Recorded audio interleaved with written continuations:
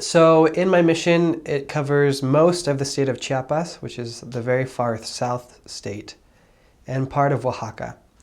And actually, the city of Palenque, which is in Chiapas, belongs to another mission. That's the one that has most of the ruins and cool pyramids that you see on like pictures and stuff of, in Mexico. Um, in my first area, actually, is where they have what's called the Rock of the Tree of Life. And that is like the depiction of Lehi's dream. So it was really cool. I went to see that, and I got to see that twice. It was really cool to see that, and also a couple of like small pyramids, I guess, that were like relics or whatever from that time period, which was really cool to see, and see how it all ties in. And we were lucky because when we went, there was actually a LDS archaeologist there, and he gave us like the whole background on everything, and it was just really cool to see how the Book of Mormon tied into like all the things that we're seeing there, like with sacrifices and all that stuff, and it, like where the ideas originated from, and after like how the Lamanites developed their ideas and such, even up until the Aztecs and such. As far as the church in my mission, the church was actually, my mission was actually one of the first places that the church went into. My first area stake center was one of the first church buildings built in Mexico, which was really cool.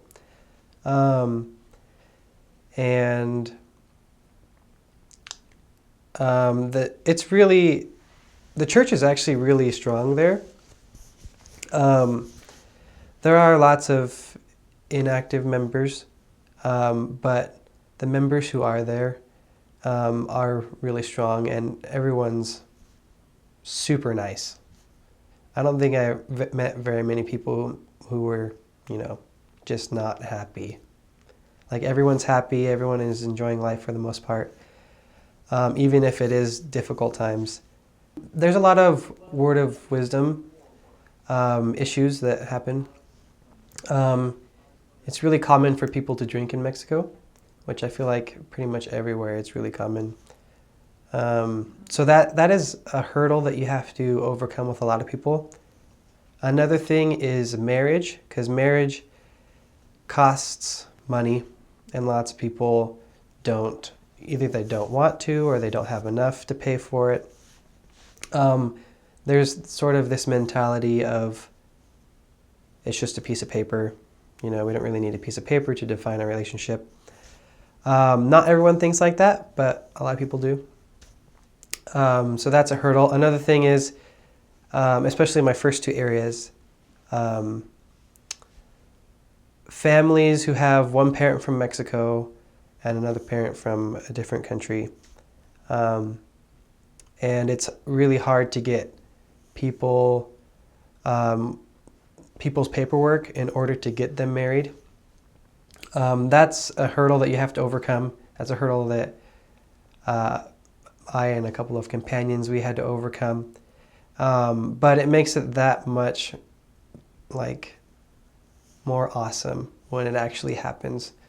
When you actually find someone, who wants to take that next step forward and get baptized and finalize all the paperwork and get everything ready. It just makes it that much cooler because it's a lot of work, and you can see the change in them. You can see how the gospel is affecting their lives and helping them, to make better decisions. And so it's just more evident because you can see all these steps that they're taking.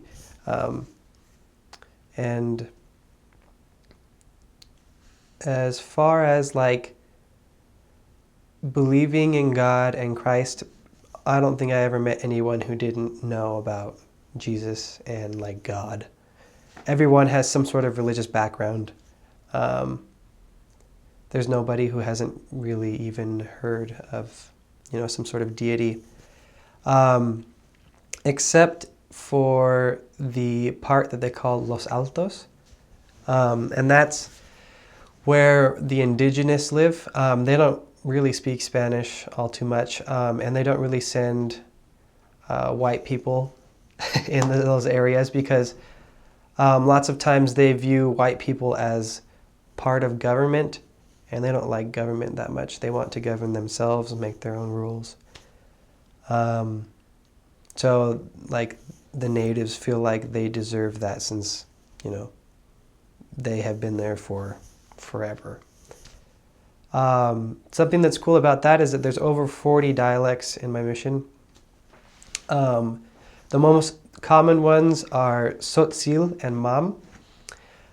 We actually taught a lady in Tzotzil, and that was in my first area, so that was kind of difficult. I learned, my companion spoke Tzotzil, so he was doing most of the teaching, but he taught me a couple phrases, and I invited her to be baptized, and it was really cool to be able to, you know, teach by the Spirit as close as we could, as close as I could, because I didn't know very much. But it was really good experience for me to have because it helped me differentiate between, you know, what I was thinking and what God knew she needed.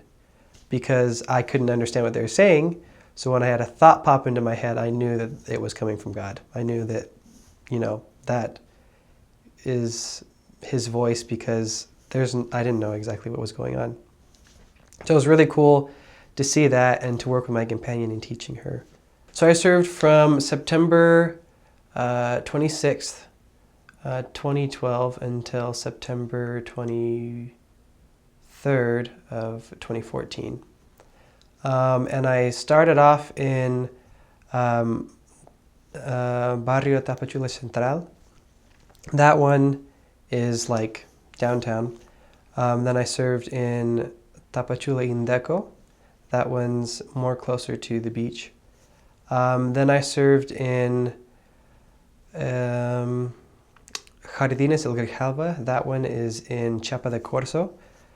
And then I finished off in Tuxtla, the main capital of the state, in Barrio La Salle.